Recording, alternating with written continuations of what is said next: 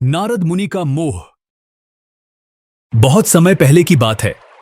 देवर्षि नारद, जो भगवान विष्णु के अनन्य भक्त और परम ज्ञानी माने जाते थे, समस्त लोकों में विचरण करते हुए भक्ति और ज्ञान का प्रचार किया करते थे।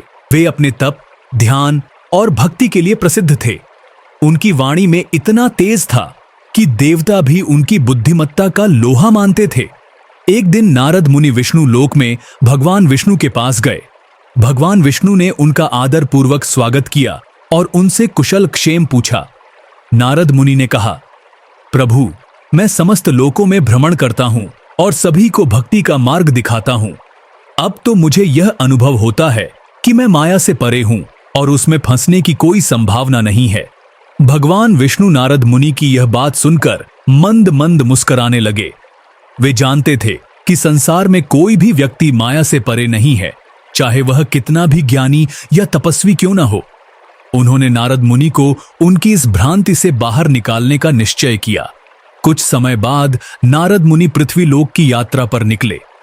चलते चलते वे एक सुंदर राज्य में पहुंचे, जहां सब कुछ अत्यंत भव्य और मनोहारी था। राज्य में उत्सव का माहौल था। सड़कों पर फूलों की वर्षा हो रही थी। नगरवासी प्रसन्नता से भरे हुए थे। नारद मुनि ने जब इसका कारण पूछा तो पता चला कि उस राज्य के राजा की पुत्री का स्वयंवर होने वाला था। नारद मुनि को जिज्ञासा हुई और वे स्वयंवर देखने महल की ओर बढ़े। जैसे ही उन्होंने राजकुमारी को देखा, वे मंत्रमुग्ध रह गए। ऐसी अनुपम सुंदरी उन्होंने पहले कभी नहीं देखी थी। उनकी बुद्धि और साधना जैसे क्षीण पड़ने लगी।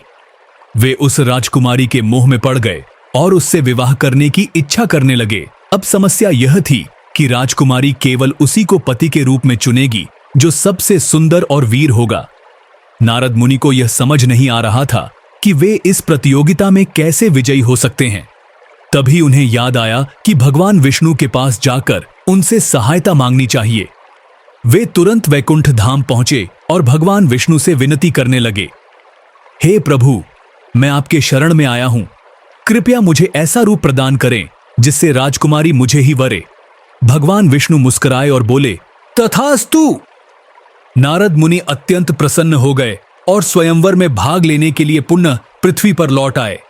वे आत्मविश्वास से भरे हुए थे कि अब राजकुमारी उन्हें ही वरमाला पहनाएगी। जब स्वयंवर का समय आया तो राजकुमारी ने एक एक कर सभी राजाओं और राजकुमारों को देखा। नारद मुनि भी अत्यंत उत्साहित थे, क्योंकि उन्हें विश्वास था कि वे अब सबसे सुंदर हो गए हैं। परंतु जब राजकुमारी उनकी ओर आई तो उसने उनकी ओर ध्यान तक नहीं दिया और आगे बढ़ गई।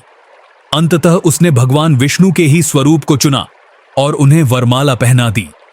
नारद मुनि को यह देखकर अत्यंत आश्चर्य और क्रोध हुआ।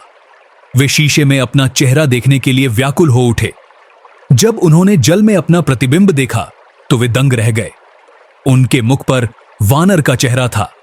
यह देखकर वे क्रोधित होकर वैकुंठ धाम पहुंचे और भगवान विष्णु से बोले, प्रभु, आपने मेरे साथ छल किया। आपने मुझे सुंदर स्वरूप देने के स्थान पर वानर का रूप क्यों दे दिया? आपने मेरी भक्ति की उपेक्षा क्यों की? भगवान विष्णु मुस्कुराए और बोले, हे नारद, तुमने अपने आप को माया से मुक्त समझ लिया था, किंतु यह तुम्हारी भ्रांति थी। माया इतनी बलवान है कि सबसे बड़े ज्ञानी और तपस्वी भी उसके जाल में फंस सकते हैं।